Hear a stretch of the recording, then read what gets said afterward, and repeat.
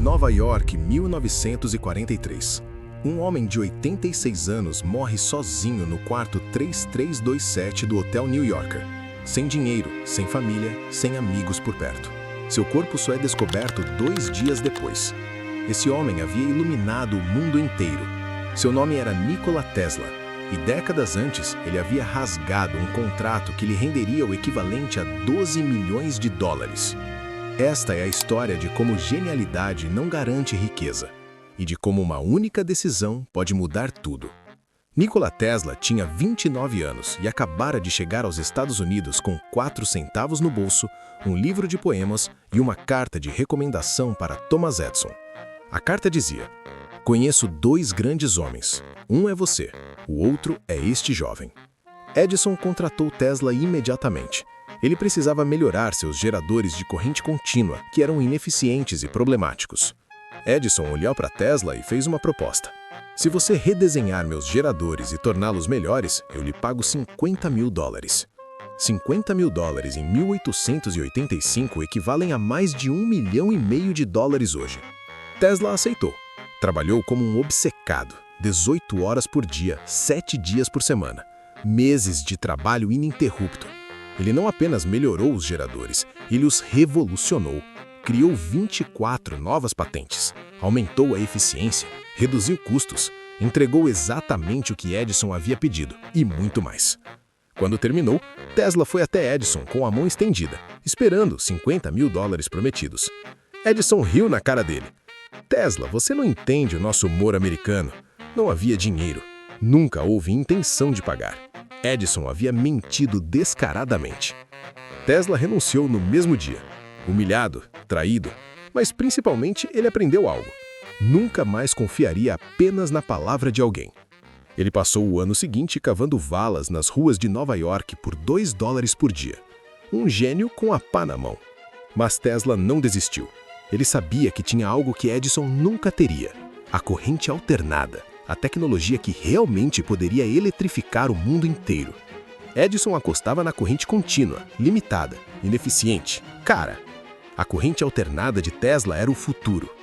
Em 1888, tudo mudou. George Westinghouse, um dos maiores industriais da América, ouviu falar de Tesla. Westinghouse era rival de Edison e estava travando a Guerra das Correntes, uma batalha brutal para decidir qual sistema elétrico dominaria o país.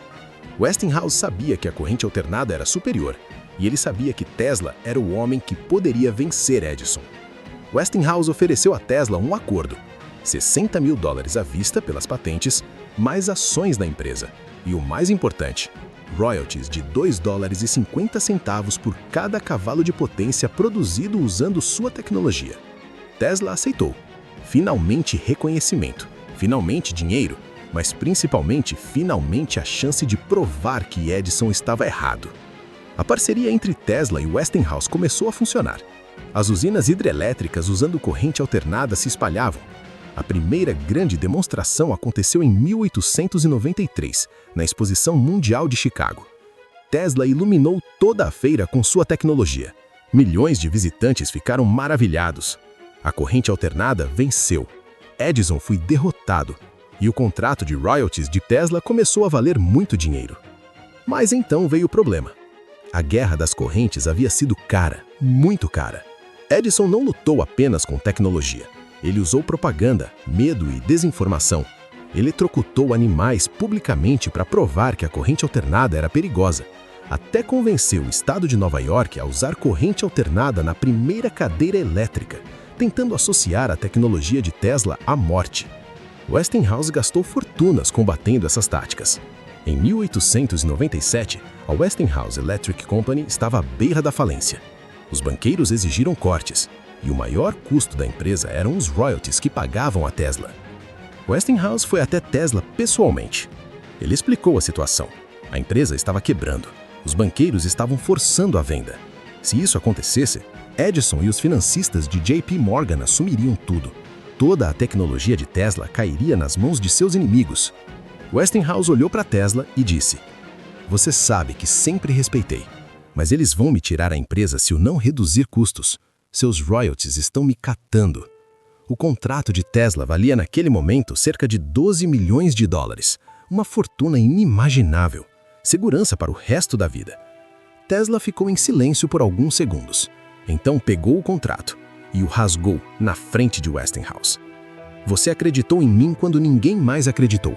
O contrato não importa mais. Westinghouse ficou chocado.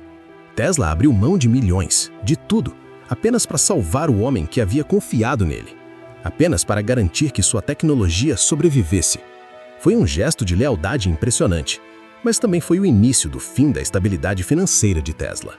Ele nunca mais veria aquele dinheiro e nunca mais teria uma oportunidade financeira semelhante.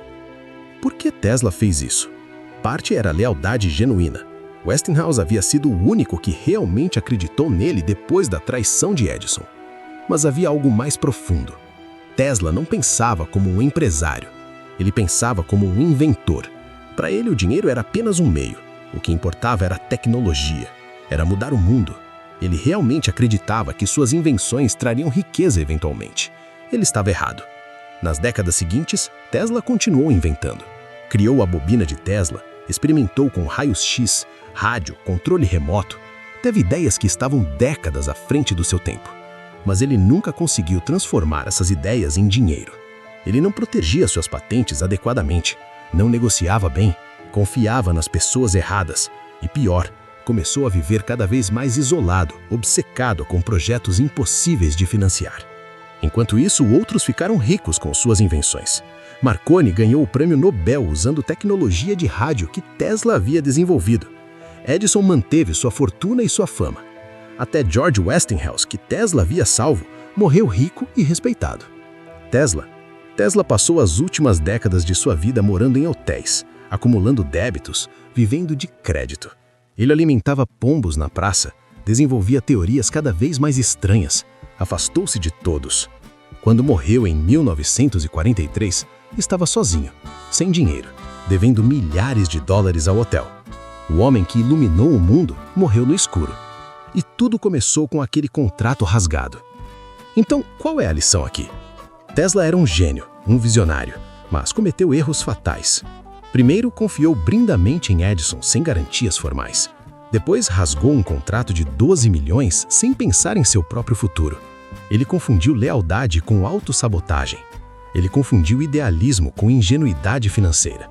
A verdade dura é esta: genialidade não paga contas. Boas intenções não criam segurança financeira. E sacrificar seu futuro para salvar outra pessoa, por mais nobre que pareça, pode ser um erro devastador. Westinghouse teria encontrado outra solução. Outras empresas teriam usado a tecnologia de Tesla. O mundo não dependia daquele único contrato, mas a vida de Tesla sim. Se você quer mudar o mundo, precisa sobreviver tempo suficiente para fazê-lo. Se você quer ajudar outras pessoas, precisa primeiro garantir que você mesmo está seguro. Não existe heroísmo em morrer pobre quando você poderia ter morrido confortável e ainda assim ter feito a diferença. Tesla nos ensina duas coisas. Primeiro, sempre coloque acordos importantes por escrito. Nunca confie apenas na palavra de alguém, não importa quão respeitável pareça. Edison ensinou Tesla isso da pior forma possível. Segundo, lealdade é admirável, mas não pode custar tudo. Ajudar alguém não significa se destruir. Você pode ser generoso sem ser tolo. Pode ser leal sem ser suicida financeiramente. A história adora romantizar o gênio pobre, mas não há nada de romântico em morrer sozinho e quebrado, porque você fez escolhas emocionais em vez de racionais. Tesla merecia melhor. Ele merecia a fortuna que criou. E se tivesse pensado estrategicamente, teria os dois: a lealdade e o dinheiro.